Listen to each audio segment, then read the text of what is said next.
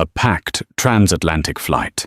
A woman in first class, her clothes simple, her accent thick. Two wealthy passengers dripping in designer labels laugh at her every time she speaks. They believe she doesn't belong. But miles above the Atlantic, when the state-of-the-art aircraft begins to fail, their money becomes worthless. The pilots are baffled, the cabin crew is unnerved, and fear begins to creep through the cabin. The only person on board who understands the terrifying sound coming from the engine is the woman they mocked. Her quiet, technical words in a language they don't understand will determine the fate of all 297 souls on board and unleash a storm of karma that will utterly destroy the couple who tried to humiliate her. The first-class cabin of Air France, Flight AF-07 from JFK to Charles de Gaulle, was an oasis of curated calm.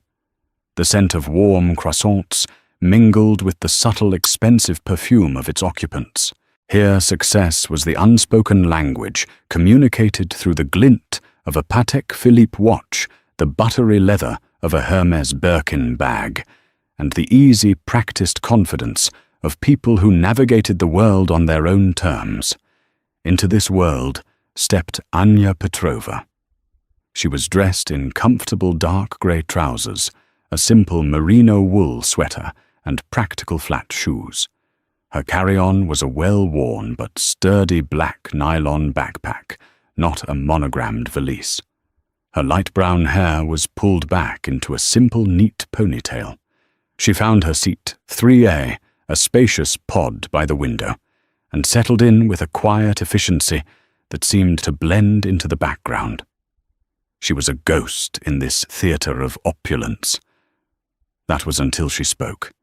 When the flight attendant, a polished man named Patrick with a warm smile, offered her a pre-departure drink, she replied, "A water, please." No ice. Her accent was distinct. It was the sound of Eastern Europe sculpted by years of speaking English as a second language. The vowels were clipped, the cadence melodic but unfamiliar in this setting. It wasn't the smooth transatlantic accent of the globally educated elite, nor the crisp British English or confident American drawl that filled the cabin. Across the aisle in seats 3D and 3F, Gregory and Brenda Hayes exchanged a look. Gregory was a man built by Wall Street, physically imposing with a booming voice and a tan that spoke of weekends in the Hamptons, not an office. He was the founder of Hayes Capital, a notoriously aggressive hedge fund. His wife Brenda was a rail-thin woman with meticulously styled blonde hair and a face tightened by both ambition and cosmetic procedures. She clutched her Birkin bag like a shield. Brenda leaned towards her husband, her whisper a stage whisper designed to be overheard. "Did you hear that? Sounds like she won a lottery ticket."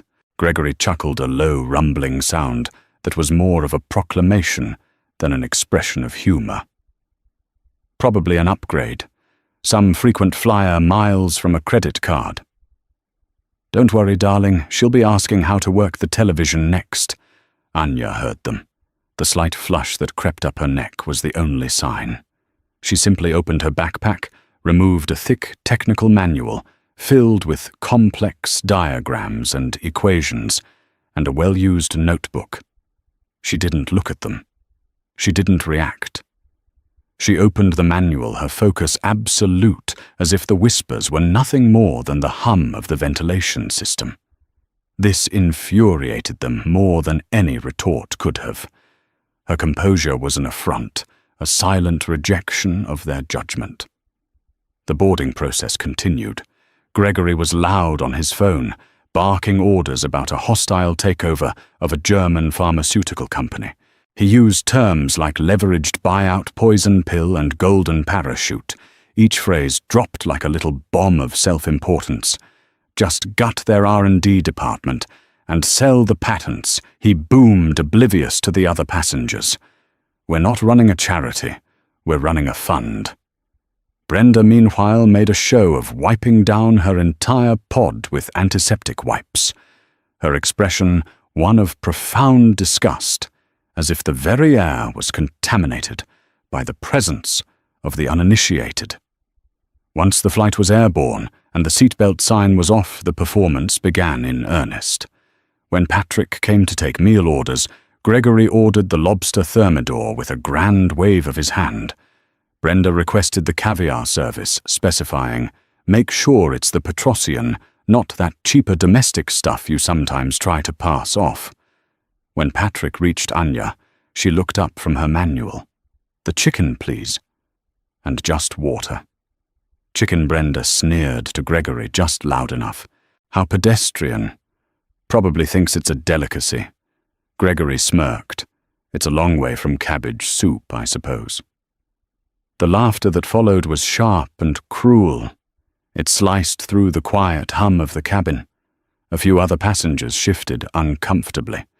An older gentleman in seat 2B, reading the Financial Times, lowered his paper and shot the Hayeses a look of mild disapproval before raising it again. Anya's gaze remained fixed on the pages in front of her. They were filled with schematics of a turbine engine, specifically the Rolls-Royce Trent XWB, the very model powering their Airbus A350. To her, these diagrams were poetry. They were the language she understood best, a language of physics, thermodynamics, and incredible precision.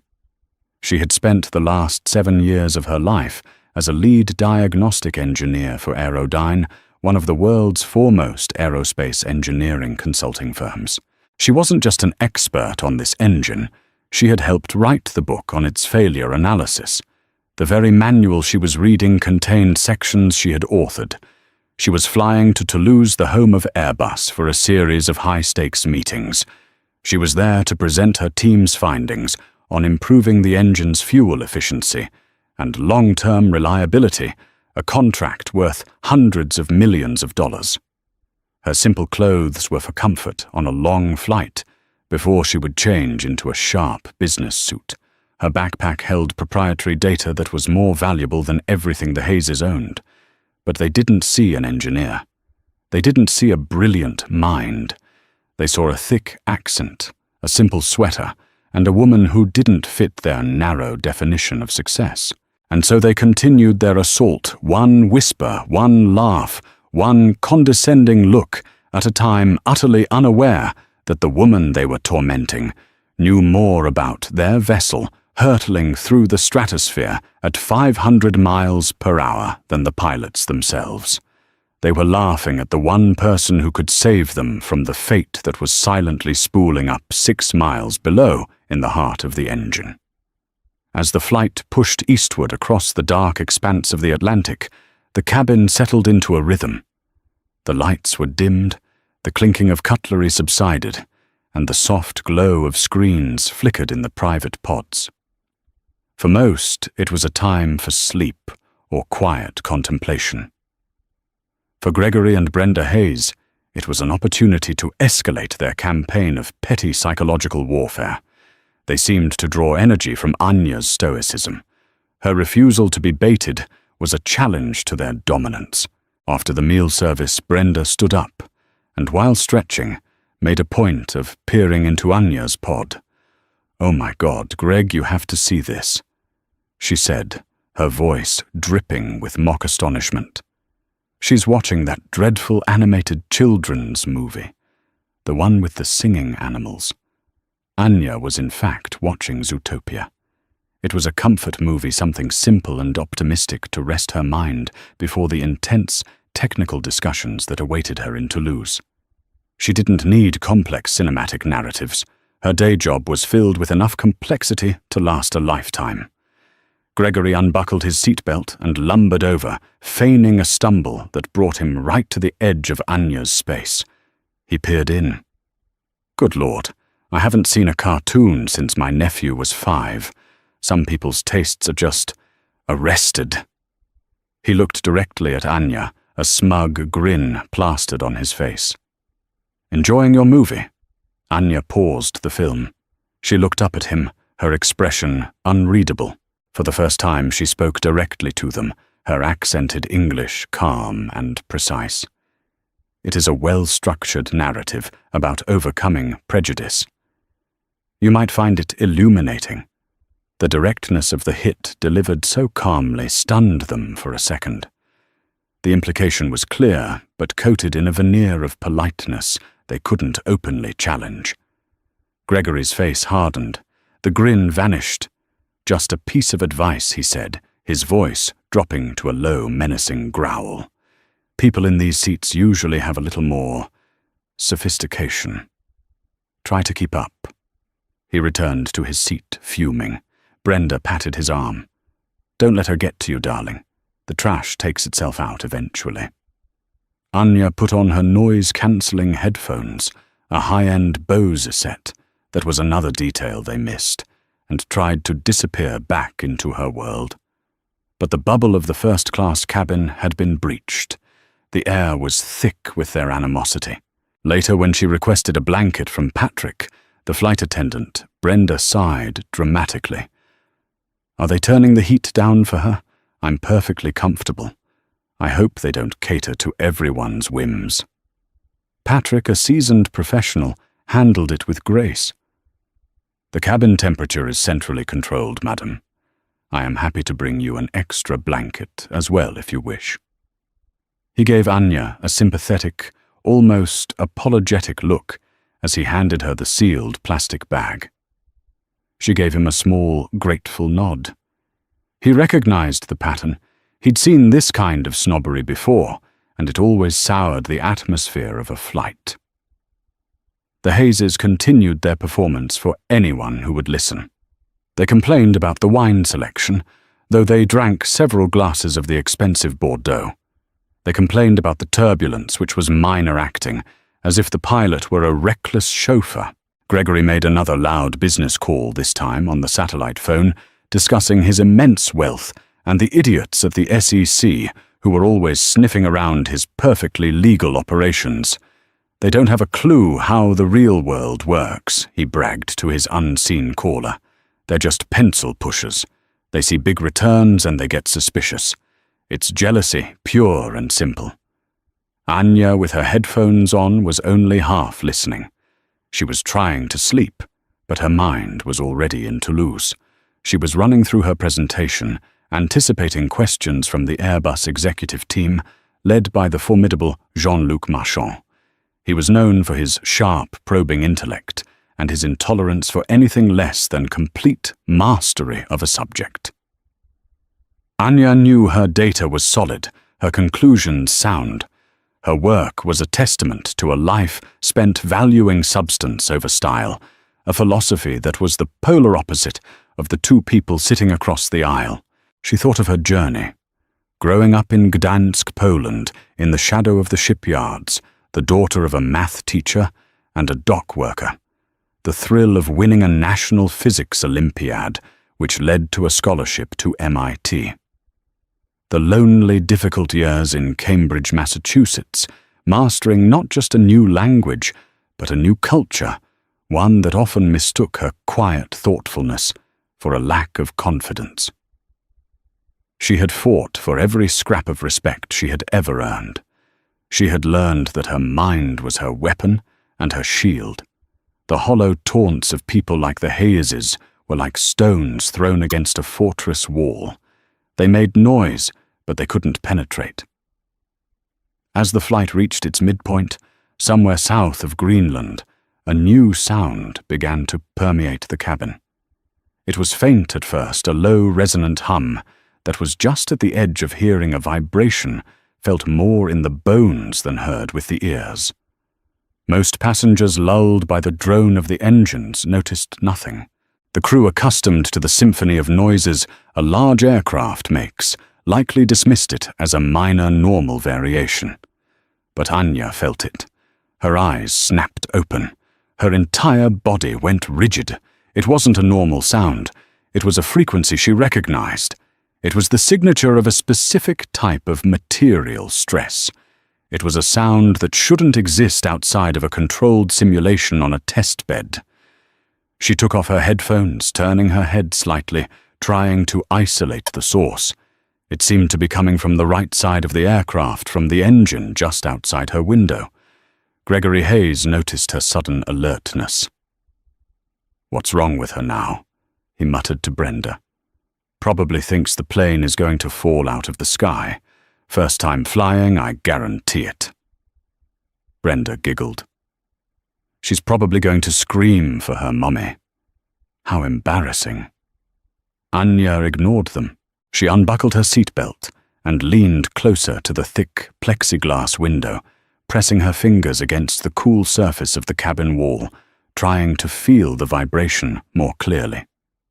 It was there. A high-frequency, low-amplitude shudder. It was the sound of something coming apart. Very, very slowly. The vibration was subtle, a ghost in the machine. To the untrained, it was indistinguishable from the thousands of other mechanical groans and shudders of a massive aircraft cruising at 38,000 feet. But to Anya Petrova it was a death rattle in its infancy. Her mind, a finely tuned diagnostic instrument, began cycling through possibilities with terrifying speed, harmonic resonance. Unlikely the RPM is stable. Fan blade imbalance. Possible, but that would present with a lower frequency, more of a thumping. She closed her eyes, filtering out the cabin noise, focusing solely on that thin, high-pitched hum. It was almost like a dentist's drill, but deeper, more metallic. Then came another sensory input, a smell. Faint but sharp and unnatural. The smell of ozone and superheated oil. Her stomach tightened. That smell combined with that specific vibration pointed to something far more sinister. It pointed to an issue deep within the high-pressure compressor or the turbine bearings. It suggested a catastrophic failure in progress. She looked at the in-flight map on her screen. They were in the middle of the North Atlantic, the worst possible place for an emergency. The nearest suitable airport was hours away in any direction. Panic began to rise cold and sharp, but her training immediately suppressed it. Panic was useless. Data was useful. She needed more data. She quickly scanned the cabin. The flight attendants were moving with their normal, practiced calm, preparing for the mid-flight service check. No one else seemed to have noticed anything. Except perhaps for Captain Dubois in the cockpit. Anya knew that the pilots would be seeing dozens of readings, monitoring hundreds of parameters. But the failure she suspected was a rare, insidious beast. It was a type of cascading bearing failure that early sensors might not detect correctly.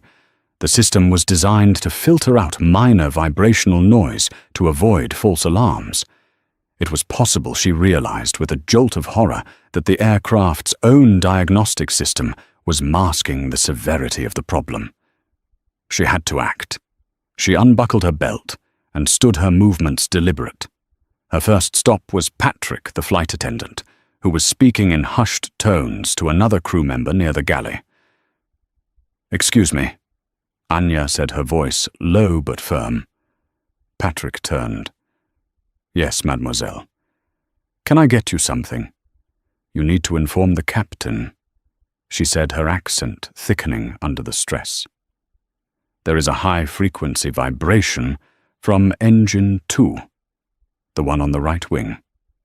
It is not turbulence." Patrick's professional smile faltered slightly. He was trained to handle anxious passengers. "The flight is proceeding normally, mademoiselle. We experience minor turbulence over the Atlantic. There is no need for concern." "This is not turbulence," Anya insisted, her voice gaining an edge of urgency. "I am an aerospace engineer. I know what I am hearing. You need to tell him now."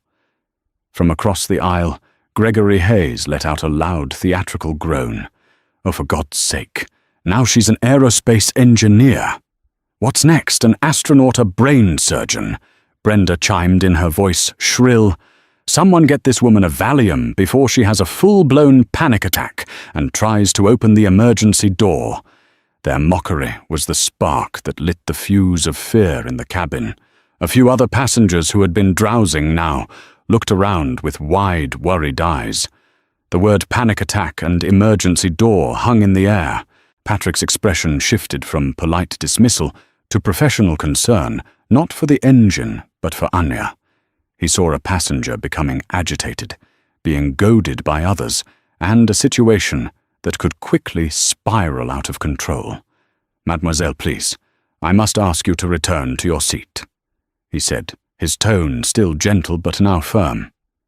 "If you remain calm, I will have a word with the chief purser." Anya knew she was losing the battle. In their eyes, she was exactly what the Hazes were painting her as, a hysterical first-time flyer. Her accent, her simple clothes, her agitation, it all fit their prejudiced narrative. English was failing her. Her words, filtered through their biases, were being stripped of their meaning and authority. At that moment, the chief purser, a distinguished-looking man in his 50s, named Mathieu Fournier, emerged from the front galley, drawn by the commotion. He had an air of unshakable authority. "Is there a problem here?" he asked, his eyes sweeping over the scene. Anya standing, Patrick looking stressed, the Hazes smirking triumphantly. "This passenger is making a scene," Gregory announced loudly. "She's claiming the engine is going to explode because of some vibrations. She needs to be controlled." Mathieu turned his calm, assessing gaze on Anya. "Mademoiselle, what is the issue?" he asked in English. Anya took a deep breath. She looked past Patrick, past the sneering faces of the Hazes, and directly into Mathieu's eyes. She saw a professional, a man who had likely seen everything. She realized she had one last card to play. She switched languages. Her French was flawless. Not just fluent, but technical, precise, and authoritative. It was the formal academic French of engineers and scientists, a world away from the casual French of a tourist. "Monsieur, excusez-moi. Je suis ingénieur en aérospatial pour Aerodyne. Ma spécialité est le diagnostic des pannes du moteur Trent XWB." She began, her voice steady and clear. "Sir, excuse me. I am an aerospace engineer for Aerodyne. My specialty is failure diagnostics for the Trent XWB engine." Mathieu's eyebrows shot up. The smirk on Gregory Hayes' face froze, replaced by a look of stunned confusion. Anja continued, her words coming faster, now a torrent of expert information. "Il y a une vibration de haute fréquence dans l'aile tribord cohérente, avec une défaillance potentielle du roulement de la soufflante ou une fissure dans une aube de turbine. L'odeur d'ozone suggère une surchauffe anormale. Les autodiagnostics standards pourraient ne pas détecter cela avant qu'il ne soit trop tard. C'est une signature de défaillance que nous avons étudiée. Vous devez en informer le commandant de bord immédiatement. C'est critique. There is a high-frequency vibration in the starboard wing, consistent with a potential fan bearing failure or a crack in a turbine blade. The smell of ozone suggests abnormal overheating. Standard self-diagnostics might not detect this until it's too late. It is a failure signature we have studied. You must inform the captain immediately. This is critical." The entire dynamic of the cabin shifted in that moment. The language of snobbery and mockery was replaced by the language of cold, hard expertise. Anya was no longer a nervous passenger with a funny accent. She was an authority. Mathieu Fournier stared at her, his face pale. He was no engineer, but he had been flying for 30 years. He understood the gravity of words like defiance, failure, and critique critical, especially when delivered with such technical certainty. He knew the name Aerodyne. He knew the name of the engine. This was not hysteria. This was a diagnosis. Without a word to the Hazes, without a glance at anyone else, he looked at Anya with a newfound, profound respect. "Venez avec moi," he said urgently. "Come with me." He turned and strode towards the armored cockpit door, Anya following close behind, leaving a stunned and silent first-class cabin in their wake. Gregory and Brenda Hayes sat frozen in their seats, their mouths slightly agape, the color draining from their faces. The quiet words in French had ended their game and started a terrifying new one. The short walk from the first-class galley to the cockpit door felt like a journey to another world. The hushed panic of the cabin, the sneering faces of the Hayeses, it all faded away, replaced by the focused, urgent click of Mathieu Fournier's shoes on the floor. He knocked a specific coded rhythm on the armored door. A moment later, a metallic click echoed, and the door swung inward. The cockpit of the Airbus A350 was a cathedral of technology. A panoramic array of dark screens glowed with a kaleidoscope of information, attitude indicators, navigation maps, and endless columns of system data. Two men sat bathed in this glow, Captain Alain Dubois and First Officer Vincent Roche. Captain Dubois was a veteran pilot in his late 50s, with grey-streaked hair and the calm, steady eyes of a man who had spent more than 20,000 hours in the sky. He turned his expression a mixture of annoyance at the interruption and professional curiosity. "Mathieu, what is it?" he asked in French, his voice calm but with an undercurrent of tension. The hum Anya had detected was just now beginning to register on their most sensitive instruments as a minor, unclassified anomaly. It was concerning, but not yet alarming. Captain Mathieu said, his voice tight with urgency. "This is Mademoiselle Petrova. She is an aerospace engineer from Aerodyne, a specialist on the Trent XWB engines. She has an urgent warning." Dubois' eyes flicked from Mathieu to Anja.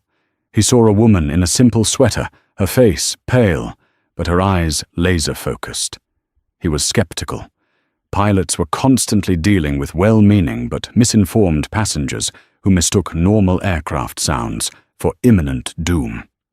An engineer Dubois said, his tone polite but clearly doubtful.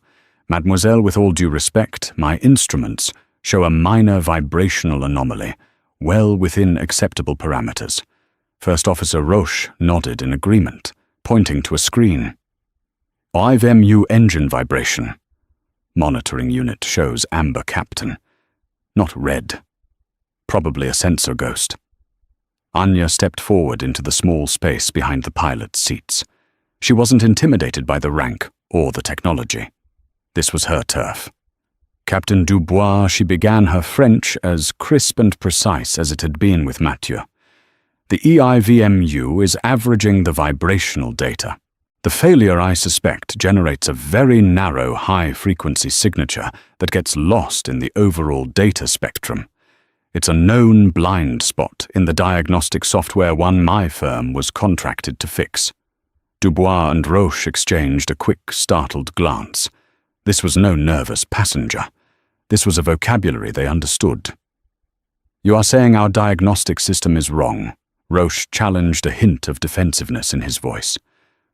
"I am saying it is incomplete," Anya corrected him gently. "Have you checked the thermal imaging for the N2 spool bearing, or cross-referenced the oil debris sensor with the rate of temperature increase in the turbine casing?" She wasn't just asking questions, she was guiding them. She was pointing to the specific paragraphs in a chapter they had only skimmed.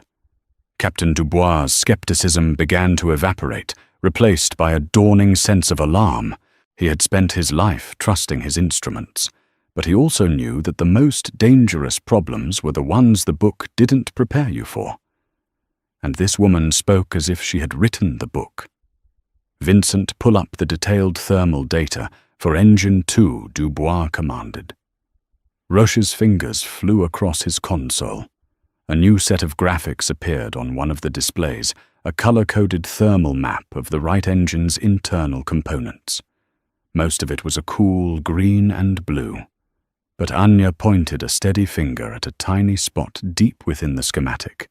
"There," she said. "That bearing assembly. It should be green. It's showing yellow, trending towards orange. And look at the temperature gradient. It's climbing at a non-linear rate. It's slow now, but it will become exponential. Dubois leaned forward, his eyes narrowed. She was right. It was a tiny detail, one that would have been automatically dismissed by the system as a minor fluctuation for at least another 10 or 15 minutes. But Anya had identified it before the machine had. And the smell, she added, the faint scent of vaporized synthetic oil in the cabin air. The bleed air for the cabin is pulled from the compressor stage. If there's a failing bearing, seal microscopic droplets of oil are being atomized and burned on the hot compressor blades. That's the smell. It means the failure is progressing from a simple vibration to a material breach. The cockpit fell silent. The only sound the electronic chime of the systems and the now ominous hum from the right wing. Anya had connected a series of seemingly unrelated minuscule data points, a faint vibration, a barely there smell, a single yellow pixel on a screen of green, and woven them into a terrifyingly coherent narrative of impending mechanical failure. Mère de Roche whispered, looking from the screen to Anya, with a mixture of awe and fear. Captain Dubois' face was a mask of grim concentration. His decades of experience had taught him to respect credible intelligence, no matter the source. Anya Petrova was the most credible source he could imagine having in this situation. She wasn't a passenger anymore. She was a member of his crew. "What's your projection?" "Mademoiselle Petrova?" he asked, his voice now devoid of any doubt. He was asking for her professional opinion. At the current rate of thermal increase, Anya said her mind doing the complex calculations you have between 30 and 45 minutes before the bearing seizes or collapses. If it seizes, the torque will tear the shaft apart. If it collapses, the turbine blades will lose alignment and shear through the engine casing. Either way, it results in an uncontained engine failure. Uncontained engine failure. The three most feared words in aviation. It meant shrapnel. It meant fire. It meant a high probability of catastrophic damage to the wing, the fuel lines, and the hydraulic systems. It meant losing the plane. Captain Dubois didn't hesitate. He keyed his microphone. "Mayday, Mayday, Mayday," he said, his voice a calm, focused beacon in the night. "Air France 007, declaring an emergency. We have an impending uncontained engine failure, engine number 2, requesting immediate diversion to the nearest suitable airport." He then turned to his first officer. "Vincent, begin the engine shutdown procedure for number 2. Follow the checklist for critical failure. And get me a course for Shannon, Ireland. Now." He looked back at Anya, the woman in the simple sweater who had just saved his aircraft. "Mademoiselle Petrova," he said, his voice filled with a gravity that transcended gratitude, "please stay here. We may need you." As First Officer Roach began the complex sequence to shut down the failing engine, Anya stood behind them, a quiet guardian in the glowing heart of the machine, listening as the terrifying hum from the right wing slowly, blessedly began to fade. The declaration of a mayday changes everything. It silences the entire radio frequency, clearing it for the aircraft in distress. It focuses the minds of air traffic controllers across a continent. For the crew of AF-07, it was the start of the most critical phase of the flight. Captain Dubois was a master of his craft. With the calm that comes only from immense training and experience, he began to manage the unfolding crisis. "Vincent, confirm engine 2 shutdown," he commanded. "Engine 2 spooling down. Fuel flow cut. Fire suppression armed." "Confirmed, Captain, engine 2 is secured." Roche responded, his actions precise and swift. The A350 was designed to fly perfectly well on a single engine, but now it was heavier and less maneuverable a wounded bird seeking sanctuary. The autopilot was disengaged. Captain Dubois took manual control, his hands resting gently on the side stick, feeling the aircraft's new asymmetrical drag. He turned slightly to Anya. "Shannon is our best option. It has the longest runways and the best emergency services in this part of the Atlantic. ETA is 1 hour and 40 minutes. It will be a slow descent." Anya nodded. "A wise choice, Captain. The longer we are airborne, the more strain on the remaining engine and the airframe. The key is a smooth, controlled descent to minimize stress." Her calm, expert validation was a balm to the tense atmosphere. Dubois found himself looking to her not just for technical advice, but for a shared sense of command. She understood the stakes in a way no one else on that plane could. Mathieu Dubois said, over the intercom to the purser, "Prepare the cabin for an emergency landing. Full briefing for the crew. We need everyone seated and secured for the final approach. And maintain calm. No specific details to the passengers yet, just a technical issue requiring a diversion." "Understood, oui, capitaine," came the steady reply. In the first-class cabin, the atmosphere was electric with fear and confusion. The sight of Mathieu escorting Anya to the cockpit, followed by the noticeable change in the engine sound as the right engine was shut down, had turned their vague unease into palpable dread. Gregory and Brenda Hayes were white as sheets. Their world of control and privilege had evaporated. They were now just passengers strapped into seats on a plane, with a problem utterly powerless. Gregory's face, usually flushed with bravado, was pale and sweaty. Brenda was clutching her husband's arm, her knuckles white, her expensive handbag forgotten on the floor. The mockery, the condescension, the laughter. It all seemed like something from another lifetime. The woman they had ridiculed as a simpleton was in the cockpit speaking to the captain, while they were left outside marinating in the terror of the unknown. Gregory's fear began to curdle into anger, his default emotion. "This is ridiculous," he hissed to his wife. "It's probably her fault. She probably spooked them into shutting down a perfectly good engine, a hysterical foreigner. We're going to be stuck in some god-forsaken Irish bog for days. I'll sue the airline. I'll sue her." Brenda for once didn't agree. She just stared blankly ahead at the armored door that separated them from the truth. She was replaying Anya's words in her head, the quiet confidence in English, the sudden sharp authority in French. She had a sinking feeling that what was happening was very, very real.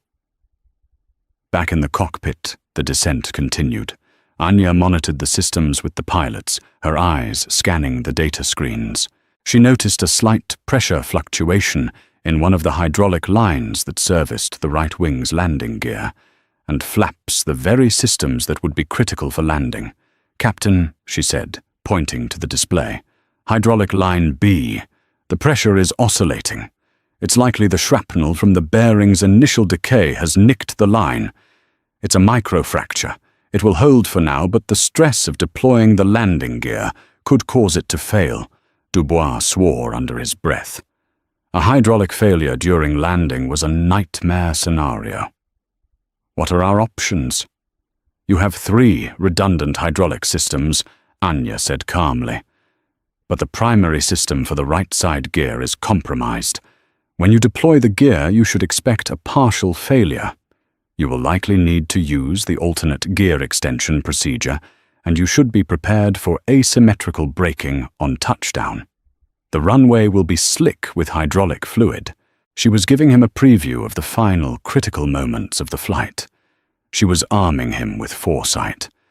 Dubois absorbed the information, his mind racing. He relayed the new information to his first officer, and they began rehearsing the procedures for an emergency landing with compromised hydraulics. As they descended through 10,000 feet, the coast of Ireland appeared on the navigation display, a welcome sight. Captain Dubois made an announcement to the cabin. His voice was a pillar of calm, but his words carried an undeniable weight. "Ladies and gentlemen, this is your captain speaking.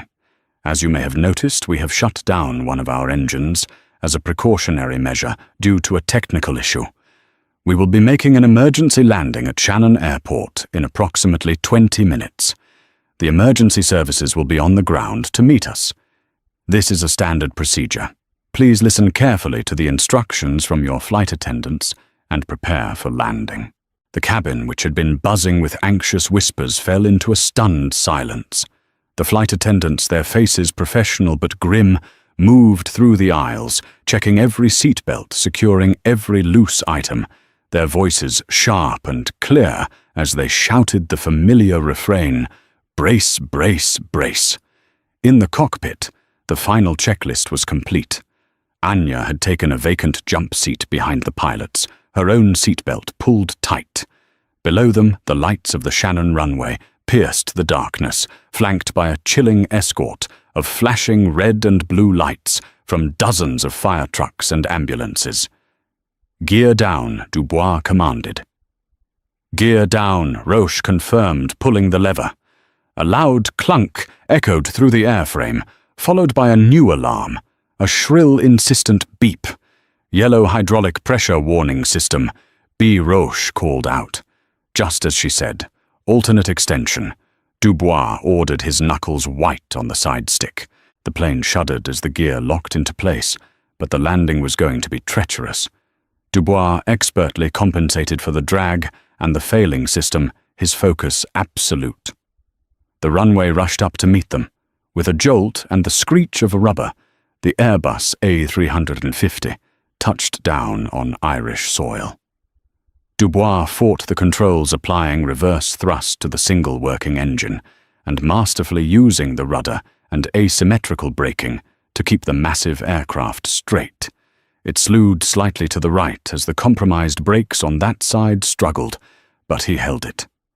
The plane slowed, and finally surrounded by a sea of emergency vehicles, it rolled to a stop in the middle of the runway. For a moment, there was absolute silence, both in the cockpit and the cabin. Then Captain Dubois let out a long, shuddering breath and keyed the intercom. "Cabin crew, this is the captain. Evacuation is not required at this time. Remain seated." He turned in his seat and looked at Anya.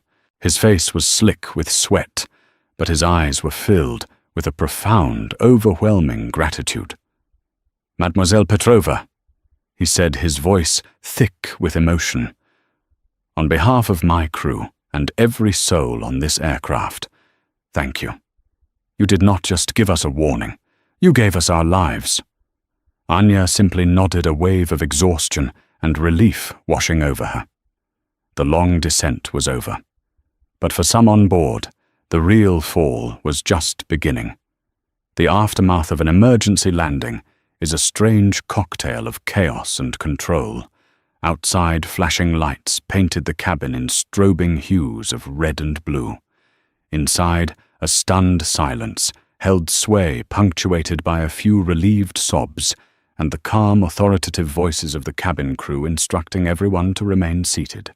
The passengers were eventually deplaned via mobile stairs right onto the vast, wind-swept tarmac of Shannon Airport. They were herded like bewildered sheep towards waiting buses that would take them to a cordoned-off section of the terminal. The air was cold and damp, a stark contrast to the climate-controlled luxury they had left behind. Anya was one of the last to leave the aircraft. Captain Dubois had insisted she wait personally, escorting her down the steps after the pilots had completed their initial shutdown protocols with the ground crew. As she stepped onto the tarmac, a senior Air France official, a man named Mr. Brennan, who was the station manager for Shannon, rushed over. "Captain Dubois has told me everything," Ms. Petrova Brennan said, his Irish accent warm and his eyes wide with respect. "We have a private lounge for you. Anything you need, it's yours. We owe you a debt we can never repay." Meanwhile, the rest of the passengers were processing the night's events. Most were just grateful to be on solid ground. But not Gregory and Brenda Hayes. For them, relief was overshadowed by rage. "This is an outrage," Gregory bellowed to anyone who would listen as they were crammed onto one of the buses. "Stuck in this godforsaken country. My meetings in Paris are ruined. My entire schedule is shot." He pulled out his phone, stabbing at the screen. "I'm calling my lawyer. Air France is going to pay for this." They let some hysterical woman dictate the flight, probably cost them millions in engine repairs for nothing. Brenda, having recovered some of her composure now that they were on the ground, joined the chorus. "And our luggage? It's probably being thrown around by baggage handlers who don't appreciate Louis Vuitton. This is completely unacceptable." Their loud, obnoxious complaints stood in stark contrast to the quiet relief of the other passengers. The older gentleman who had been sitting in seat 2B watched them with open contempt. He had heard Anya's calm, technical French. He had seen the look on the chief purser's face. He knew the Hayeses were spectacularly wrong. The passengers were taken to a private lounge where airline representatives were trying to manage the situation, providing blankets, food, and information about rebooking. The Hayeses shoved their way to the front of the line. "I am Gregory Hayes," he announced to the beleaguered Air France agent. "My wife and I demand to be put on the next private jet to Paris. Not a commercial flight, a private jet. We will not be treated like cattle." The agent, trying her best to remain professional, explained that all efforts were focused on finding accommodation and rebooking for all 295 passengers. "We don't have private jets on standby, sir." "Then get one," he roared. "Do you know who I am, Hayes Capital? I move markets. I could buy this pathetic airline and sell it for scrap." It was this outburst that sealed his fate. His voice was so loud, his tantrum so public, that he drew the attention of everyone in the lounge, including two unassuming men in plain suits who had been quietly observing the disembarkation. They were not from the airline. They were officers from the Garda National Immigration Bureau, the Irish Police Service, present as a matter of standard procedure for any unscheduled international arrival. One of the officers, a man named Detective Colm O'Malley, overheard Gregory's tirade. Normally he would have dismissed it as the ranting of a rich, entitled passenger. But something Gregory had shouted on the plane, something the flight attendant Patrick had noted in his mandatory incident report, had snagged O'Malley's professional interest. Patrick had reported that Mr. Hayes had been loudly discussing a hostile takeover of a German pharmaceutical company, Vogel AG, and had mentioned a plan to gut their R&D before the quarterly report comes out next Tuesday. To a layman, it was just business talk. To a police officer who had attended cross-agency briefings on international financial crime, it was a massive red flag. Insider trading was a serious offense, and coordinating it across international borders was a prime area of interest for global law enforcement agencies, including the American SEC and their European counterparts. While Gregory continued to berate the airline staff, O'Malley discreetly made a phone call. He wasn't calling a travel agent. He was calling a contact at the Garda National Economic Crime Bureau. "Colm here," he said quietly into his phone. "I'm at Shannon with the diverted Air France flight. We've got a loud American, a Gregory Hayes of Hayes Capital. He's been making some very interesting and very specific boasts about a German company called Vogel AG. You might want to have a quiet word with your counterparts at BaFin in Germany and the SEC. Seems our Mr. Hayes likes to conduct his business very, very loudly. Karma, unlike an Airbus A350, doesn't need a runway to land. It can arrive on the quiet currents of a simple phone call." Upstairs in the private lounge, reserved for her, Anya was speaking with Jean-Luc Marchand, the Airbus executive she was supposed to meet. He had been alerted to the incident and had called her immediately, and your real-time diagnosis based on sensory inputs that our own systems failed to prioritize is nothing short of revolutionary. Anja Marchand was saying, his voice a mix of awe and excitement. This is no longer just a meeting about fuel efficiency. This is a conversation about the future of predictive failure analysis. What you did tonight. You haven't just saved a flight, you've given us invaluable real-world data that could save countless more. Anya, sipping a cup of hot tea, felt a quiet sense of validation that was more profound than any applause. She had done her job. Her knowledge had been tested in the ultimate crucible, and it had held true. Downstairs, Gregory Hayes was about to learn that while knowledge is power, arrogance is a liability with unlimited downside.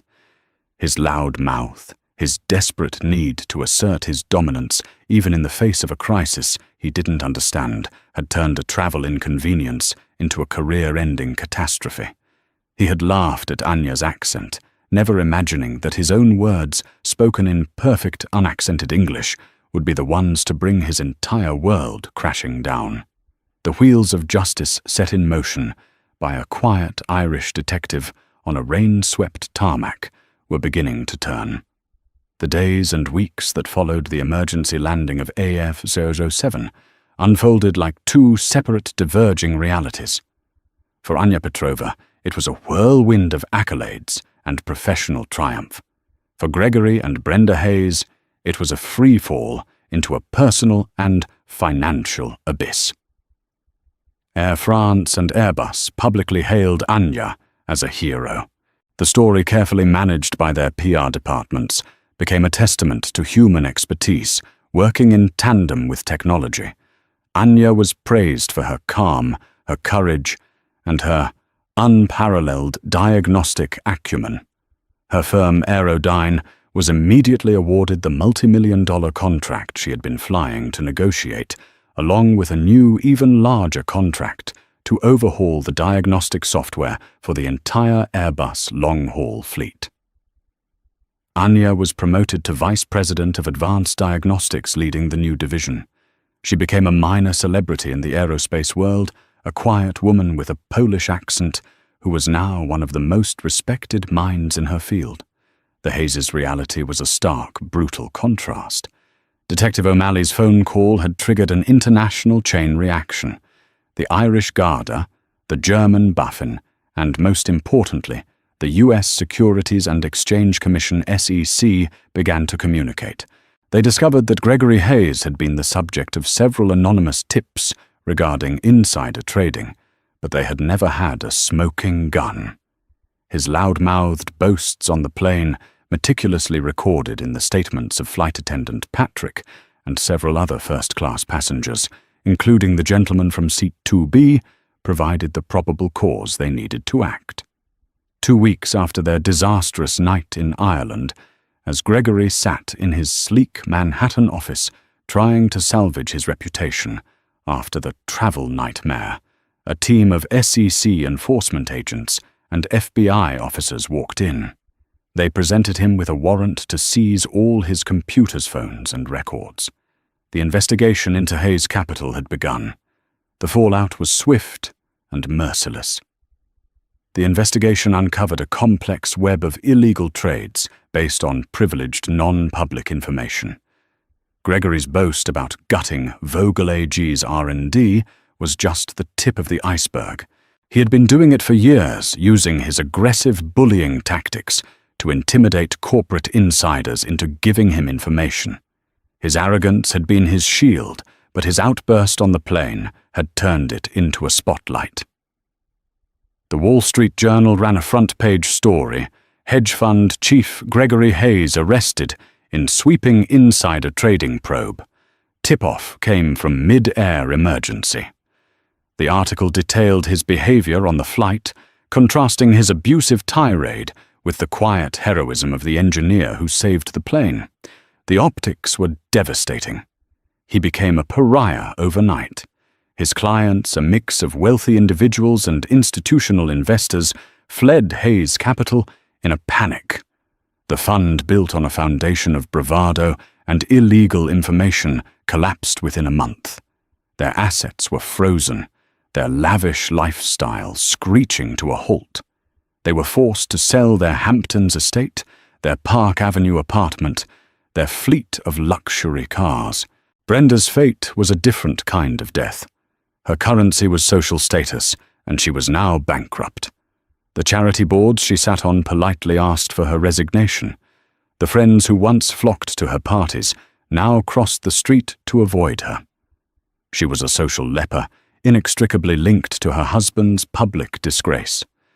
In a final bitter irony, her prized Hermes Birkin bag, the one she clutched so tightly on the plane, was sold at a government auction to help pay her husband's mounting legal fees. 6 months later, Anya Petrova was once again in the first-class cabin of an Air France A350, flying from JFK to Toulouse for a progress review with Airbus. This time, her simple sweater and practical backpack drew no stares. As she boarded the chief purser, Mathieu Fournier himself was there to greet her. "Mademoiselle Petrova," he said, his smile genuine and filled with warmth. "It is an honor to have you on board with us again. The captain for this flight is Alain Dubois. He personally requested to be notified when you were flying, and he sends his profound regards." Anya smiled back. "Please send him mine as well, Mathieu." As she settled into her seat, the very same one, she glanced across the aisle at the empty seats, 3D and 3F. She picked up the complimentary newspaper. On the front page of the business section was a small black and white photo of Gregory Hayes. The headline read, "Hayes sentenced to 15 years in federal prison. Judge cites staggering greed and lack of remorse."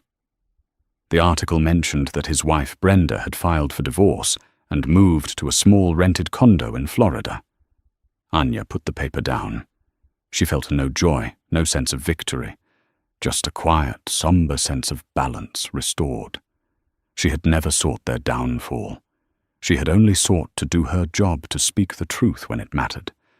Their ruin was not her creation. It was their own. They had built their world on a foundation of contempt for others, and in the end, it was that very contempt that had caused the entire structure to collapse. The flight attendant came by.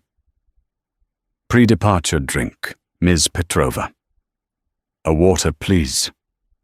Anja said, her voice, calm, her accent, a quiet testament to her journey. "No ice." The attendant smiled. "Of course. A pleasure to have you with us." As the powerful Rolls-Royce Trent XWB engines, she now knew better than anyone, spooled up with a smooth, perfect hum. Anya leaned back in her seat, closed her eyes, and for the first time in a long time felt the simple, unadulterated peace of a job well done. The story of Anya Petrova and the Hayezes is more than just a gripping tale of mid-air drama. It's a stark reminder that a person's true value is not measured by their wealth, their clothes, or the smoothness of their accent. It's measured by their character, their knowledge, and their courage to use that knowledge for the good of others. Gregory and Brenda Hayes built an empire on arrogance and learned the hard way that the higher you climb on a ladder of contempt, the more devastating the fall.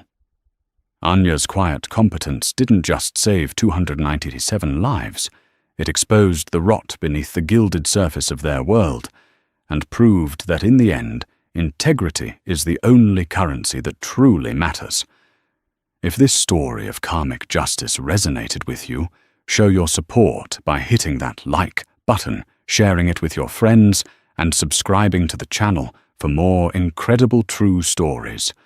What would you have done in Anja's position? Let us know your thoughts in the comments below.